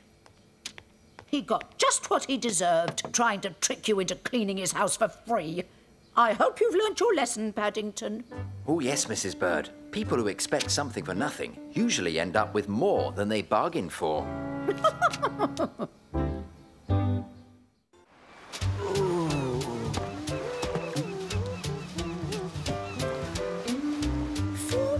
£4 just to sit in a deck chair? No, mate. It's £4 for the rental of the chairs. You've 4 chairs there, and they're £1 each. £4. Think yourself lucky I'm not charging extra seeing the mess you've made of them. Hard luck, mate. Enjoy the beach. Here, what are you doing to my chairs? Your chairs? Oh. I just paid £4 for these chairs. Then where are your tickets? My tickets? But I haven't got any tickets. Then you've been done. Done? But I've only just got here. If it's any consolation, you're not the first to be tricked out of your money this morning. £4, please. But I don't have any money left. Whoa! Paddington? What seems to be the problem here? A little matter of paying for the use of these beach chairs. But I've already paid £4, Mr. Brown. I'm afraid you'll have to say goodbye to it. It sounds like South Coast Charlie's work to me. South Coast Charlie? He's a con man in these parts. Works the beaches and swindles people out of their money. Like my £4. It's disgusting, taking advantage of a young bear like that. I'd like to get my hands on him. You'd be doing us all a service, madam. Find reporter Basil Budd and win £20. It's one of them newspaper stunts. The first person to confront him and say, "You're Basil Budd," gets a £20 reward. That'll be easy. He'll be in disguise, though. Probably wearing a false beard or something. You'll need a keen eye. Oh, don't you worry. Bears have very keen eyes.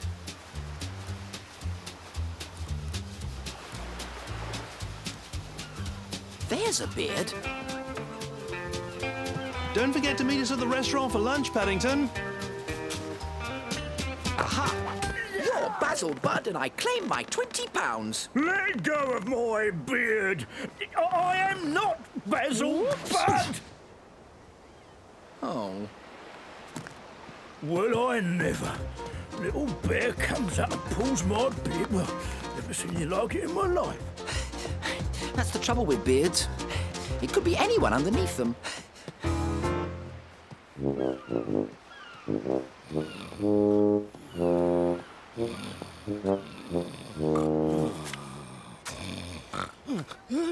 What's this? I have you now, Basil Budd. Ow! My beard! Your beard's real. I know that. Help!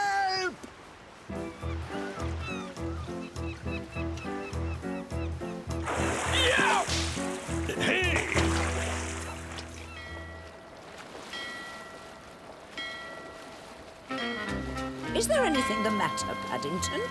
You're looking very down in the dumps. It seems I'm never going to find Basil Budd. You should never give up, Paddington. What's up now? I think it's Basil Budd behind that beard. You should never give up, Paddington. Really, Henry? You're Basil Budd, and I would like my £20, please. Go away! Hey, what are you doing? Ow! My beard! Stop! Let go!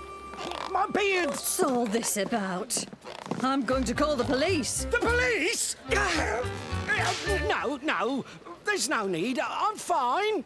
Yes, it was all a misunderstanding. Hey! That bear! He's the one who pulled on my beard! Mine too. I could have drowned. That's nothing. He buried me alive so he could yank on my beard. That's it. I'm calling the police. You've got some explaining to do.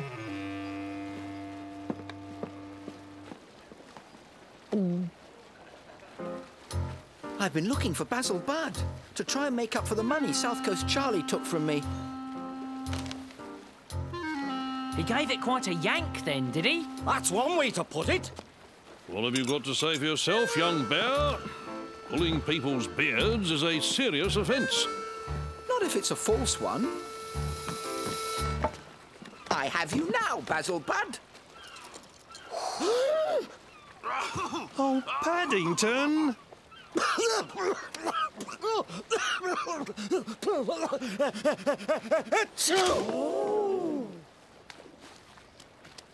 Hey, you're not Basil Budd. You're South Coast Charlie. Oh! South Coast Charlie? Are you sure? He tricked me out of £4 this morning.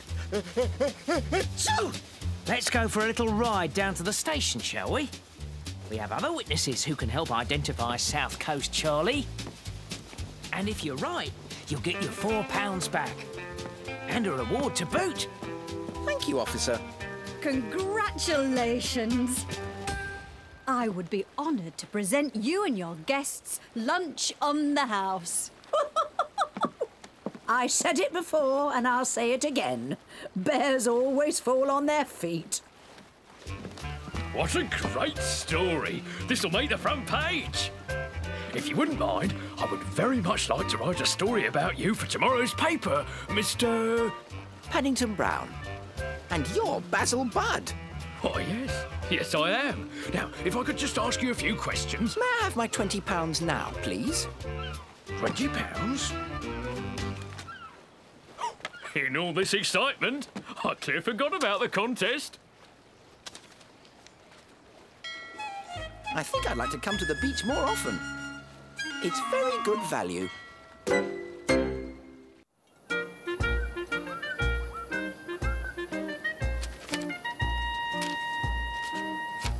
Dear Aunt Lucy, yesterday I bought myself a set of carpentry tools. They seemed very good value at the time, but I soon found out carpentry isn't as easy as it looks. Especially with paws. The do-it-yourself manual.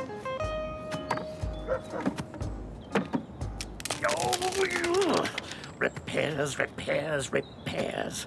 I'm always having to mend things around here. Delight your family and surprise your friends. I wanted to make a magazine rack for Mr. Brown, and when everyone had gone out, I started work. Oh, ouch! What are you doing, Bear? Do it yourself, Mr. Curry. What did you say, Bear? How dare you? Oh, no, Mr. Curry. I didn't mean you should do it yourself. I meant I'm doing it myself. I'm making a magazine rack for Mr. Brown. Will you use all that wood? Oh, yes. It's a very big job, Mr. Curry. I have a very big hole, and not enough wood to fix it with. So... Tools, wood. The only thing I need now is a kitchen table on which to work. A kitchen table? Where am I going to get one of those? I don't think Mrs. Bird would like me using hers very much.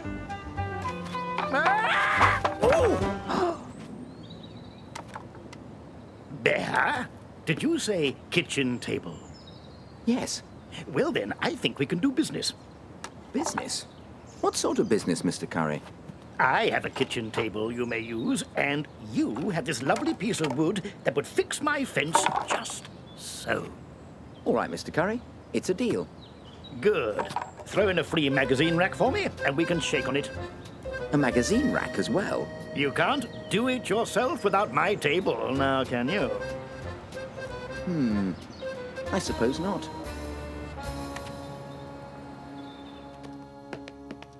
Here we are, Bear. My kitchen, spotless as ever. And that's exactly how I expect to find it when I get back. Certainly, Mr. Curry. Carpenters always clean up after themselves. Well, they had better. It's 2 o'clock now. I shall be back precisely at 4. Spotless, Bear. Spotless. Step 1. Mark out the shape of the magazine rack with a pencil and ruler. That's easy enough. I can do 2 at the same time.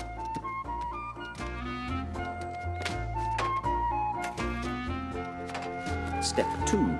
Saw carefully around the outline of the rack. I think I'd better cut the sheet of wood in half first.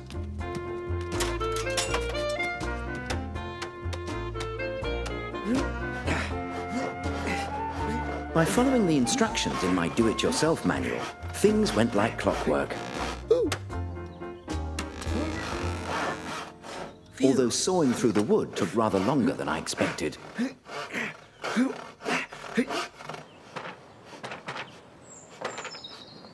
Goodness, what on earth do you think Mr. Curry's up to now?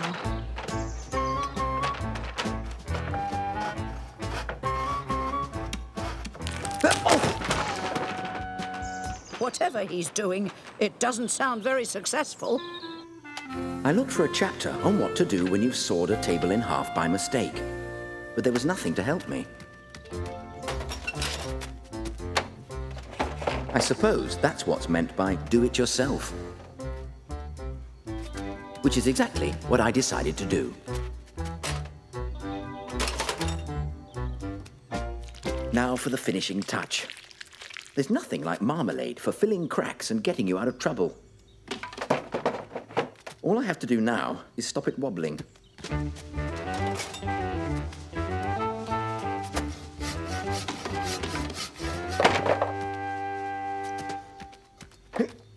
I'm glad I don't work in a table factory.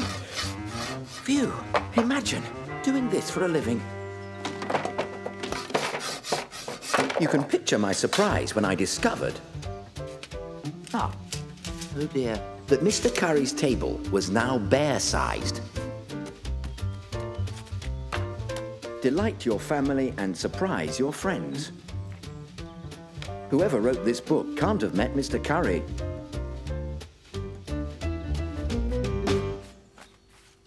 After I'd finished making Mr. Brown's magazine rack, I had another setback. There was no wood left for Mr. Curry's, except the piece I'd promised him for his fence. Then I had another idea. I wonder where Paddington's got to. Paddington, what have you got there? It's a magazine rack, Mrs. Bird. Where did you get it? I did it myself, Mrs. Brown. Mr. Curry let me use his kitchen table, so I made one for him as well.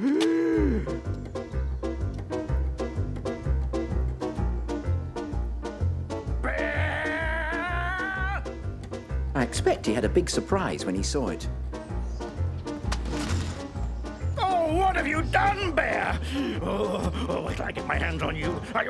I had used the spare pieces of Mr. Curry's kitchen table legs for the magazine rack, as I'd promised him my last piece of wood for his fence. It seems to me, Paddington, the way you tell it, Mr. Curry got what was coming to him. Trying to take advantage of a young bear like that. I'm sure you're right, Mrs. Bird, but I'm not sure Mr. Curry would agree with you. Do you think if I gave him my carpentry set, he might feel better? He likes getting something for nothing. Paddington, that's the first good idea I've heard all day. trust you to hit the nail on the head. That'll be another first, Mrs. Bird. My plan worked. When I offered Mr. Curry my carpentry set, he seemed to calm down.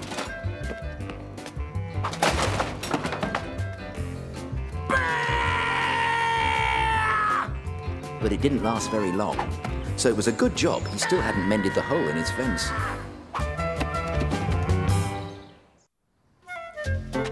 You know, Aunt Lucy, I wanted very much to be a guest on Lucky for Some.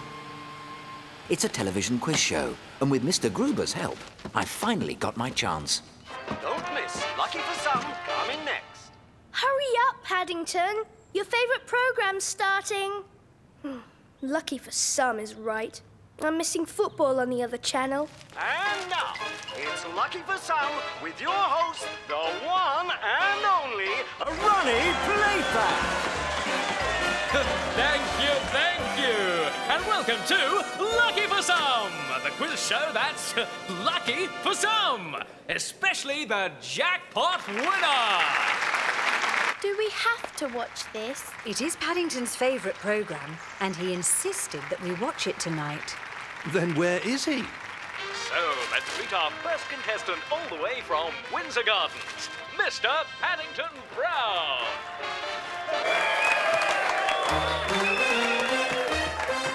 Are you sure you're right, Mr. Brown? Yes, Mr. Playfair. This is your letter inviting me to be a contestant. I live at 32 Windsor Gardens, but I'm originally from darkest Peru. Oh, well, we won't expect you to prove that, but we will expect the bare facts tonight. Yes, anyway, perhaps you'd like to step forward and send a message to anyone out there who knows you. Maybe this program isn't such a load of rubbish after all. If you ask me, television will never be the same again. Hello, all at number 32. I hope I won't be late, Mrs. Bird. Mr. Gruber promised to bring me straight home and... Hey, watch it! You must be more careful with your marks. My marks? But I had a bath this morning, specially. Huh? No, not dirt marks. I mean the ones you are supposed to stand on for the camera position. But you asked me to step forward. I said step forward, not go for a walk. Anyway, it's time to play the game, so come this way. Perhaps you need a box to stand on. That's better. Now for the rules. You have 5 seconds to answer each of the questions. You must answer them correctly to stay in the game, keep your winnings, and go on to try for the jackpot! Now, which category do you choose? History, geography, mathematics, or general knowledge? Mathematics, please. Bears are good at sums. Mathematics. Okay. Mathematics it is. I must warn you, this may be a trick question. How many buns make 5? 2.5. I'm afraid that's incorrect. I did warn you it was a trick question. Oh. Fancy getting the first one wrong. That's not like him at all. He must have something up his sleeve. What you should have answered was, it depends on whether you're buying or selling. But I wasn't doing either. I share my buns with Mr. Gruber, so we have 2.5 each. He's right. Young Mr. Brown and I share our 11s every morning.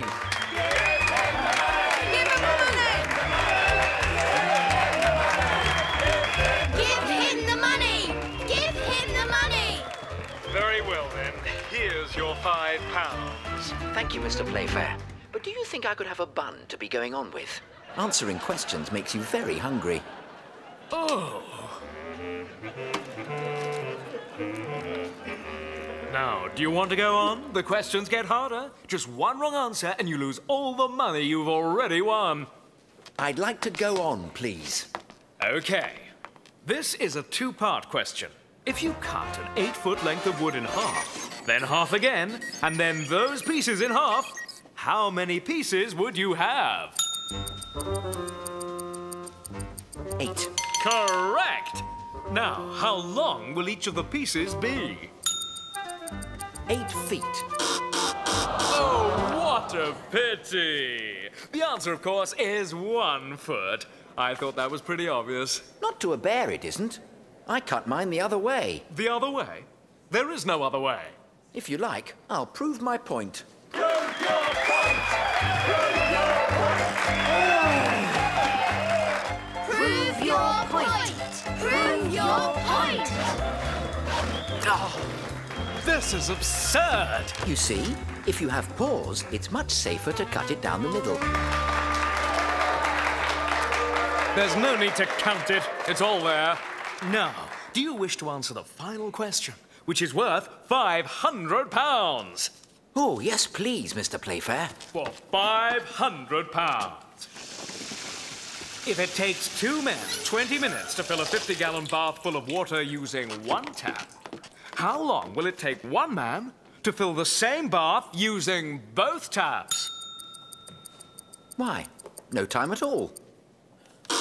I'm afraid you're wrong, Mr. Brown. The answer is exactly half the time. Oh, I'm afraid you're wrong, Mr. Playfair. Nonsense. Prove your point! Prove your point! Very well.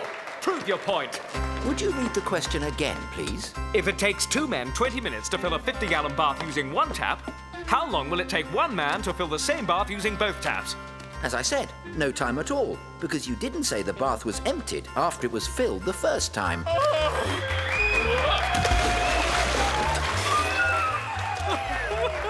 All right. You win the jackpot. The jackpot? You said I'd win £500. The jackpot is £500. Jackpot! Jackpot! Jackpot! Just one more question. What will you do with all this money? I think I'll keep a little bit as a souvenir and use some to buy Christmas presents. Then I'll give the rest to the Home for Retired Bears in Lima, Peru. I hope that you and the other bears can put the money to good use, Aunt Lucy. I've now found a much better program to watch. It's called Prove Your Point. And I hope I can do well on that, too. Don't we all, Paddington? Don't we all?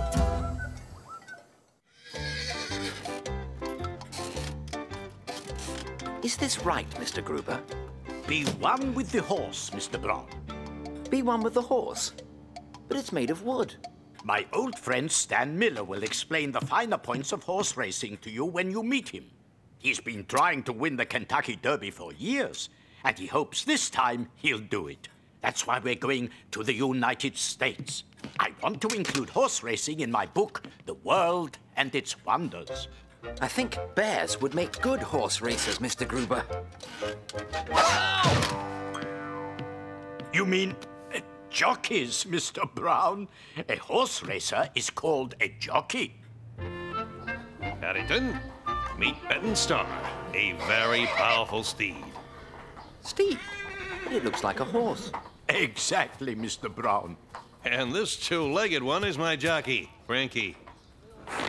Oh. I think Betting Star likes marmalade. Well, don't you be feeding any of that to her. We don't want anything ruining her chances of winning the Derby. I never thought that marmalade could ruin anything. Except Mrs. Bird's tablecloth, but that was a very sticky chunk. The most important thing in horse racing is that the rider and horse communicate. That brings out the fire in the horse. I must say, Stan, these meringues are delicious. Why don't you hurry and get one before they are all gone, Mr. Brown? I'd never tasted a meringue before. It looks like garlic. Ugh, ugh, ugh, it's horrible. Ugh, I hope some marmalade will take the taste away. Ew, something sure smells ripe around here.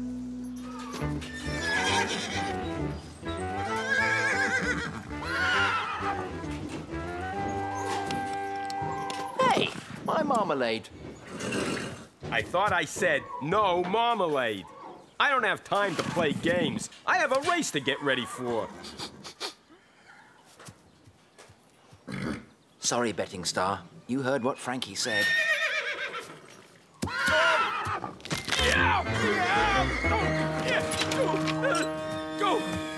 foot! It's broken! I can't ride like this! What am I gonna do? Where's the jockey for betting Star? Here I am. I'm afraid Frankie's broken his foot. Get your gear and step on the scale.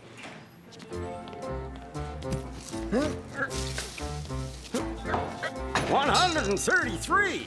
You're over the regulation. I'm overweight? It must have been that meringue. I'd say it was someone else. But you have to lighten up or betting Star is out of the race.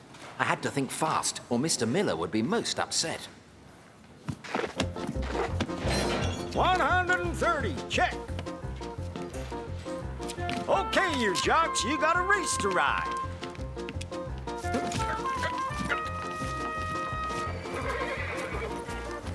I wish I could remember what Mr. Miller said. Something about how to bring out the fire in a horse. Mrs. Bird always blows on her fires when she wants to get them going.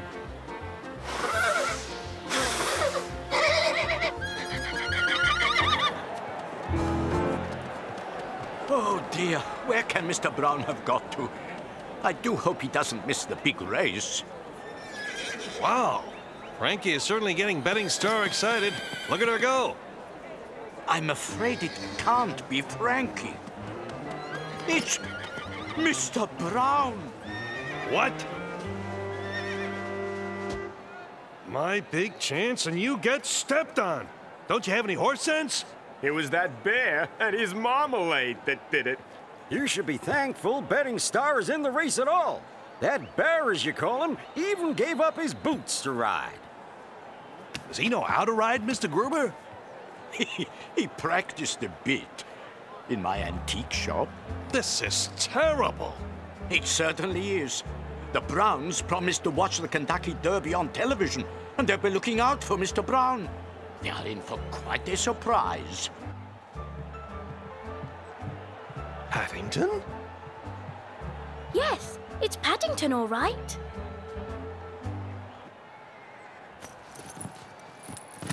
The saddle was very slippery, so it was a good thing Frankie had given me back my marmalade. Some people think it's only good for eating.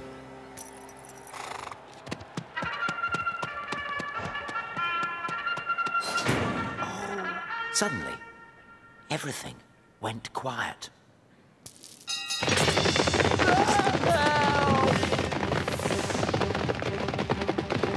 Look at him go! Right, Mr. Brown, right! Do you think we could slow down just a little? Come on, Paddington, that's it. Come on. That's my Paddington! Paddington! She's pulling away again. Whatever your bear's doing to that horse, it sure is working. He's doing what you told him. He's communicating. Go, betting Star! Go! That's it, Paddington, come on. You can do it, I know you can. Come on, Paddington. Hooray! You did it, Stan. The bear did it, and I can't wait to thank him. You'll have to catch him first. He's going around again. To think, Mr. Brown, you ate a whole head of garlic. One clove would have been bad enough. But a whole head. It's no wonder betting Star ran so fast. Oh, I thought it was a meringue. She must have got the full force of the smell every time you breathed out. This will make an excellent chapter in my book, The World and Its Wonders. I think you should eat some garlic too, Frankie, before our next race. I can lend you some of my marmalade, Frankie. It did help take the taste away a little bit. Just as long as it doesn't get rid of that winning aroma.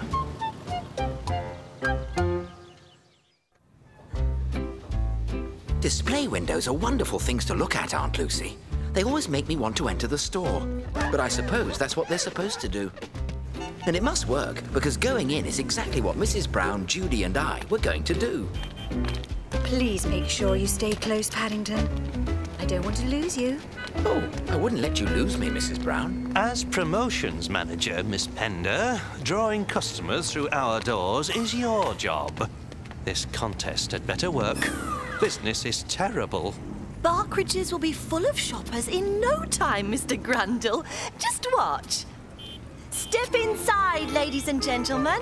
Barkridges is holding a mystery contest. Find the mystery jar, guess its weight, and win a prize.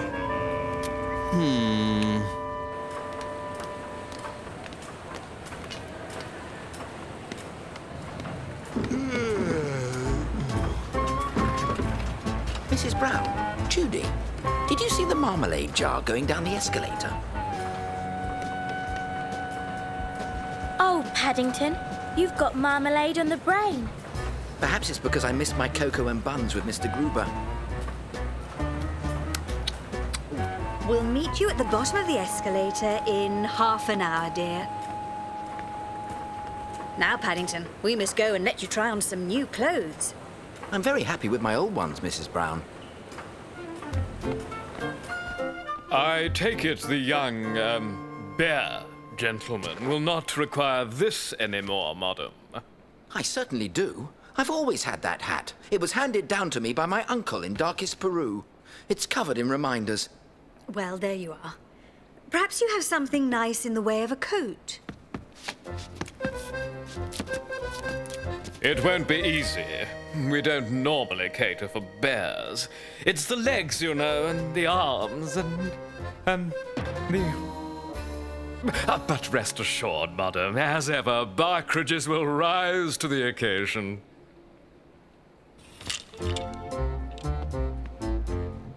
It's not as if he has to go to work in the city, so he doesn't want anything too smart. There, fits like a glove. Bears don't wear gloves, they have fur. How about this one, Mrs. Brown? That looks the very thing. But isn't the hood a trifle large? Hoods are being worn large this year, madam. It's the latest fashion. But it's the same coat. And it's perfect. Ooh, look at the time. Judy will be waiting for us. Look, Mrs. Brown. Ah! We're falling! We're not falling, Paddington. Lifts give you a funny sensation. Some things are funny ha-ha, and some things are funny peculiar. If you ask me, lifts are definitely funny peculiar. Especially after a big breakfast. Oh, dear, Paddington. You're quite pale. I feel sick. Will you be all right here for a few minutes while I look for Judy? I don't know if I'll be all right, but I shall do my best. Not a customer in sight, except for a lone bear. Mr. Grundle will not be pleased.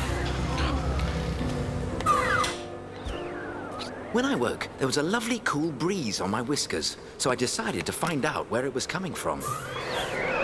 Then it happened. Suddenly, all the lights went out.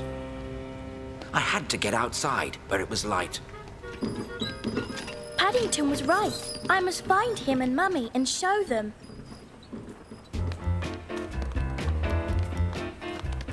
I could practically count the number of customers on one hand. Excuse me, sir. I'm looking for a lady with a bear. That makes two less. A lady and a bear? Disappeared, have they? I don't know. Paddington does have a habit of getting lost. Have no fear, young lady. It won't be too hard to find them. Barkridges is having one of its off days. I couldn't believe it. It was dark outside, too. I wondered if we were in for a storm. Then it seemed as though the entire sky had fallen on me. Sir, Barkridges is holding a super mystery contest. It's incredible!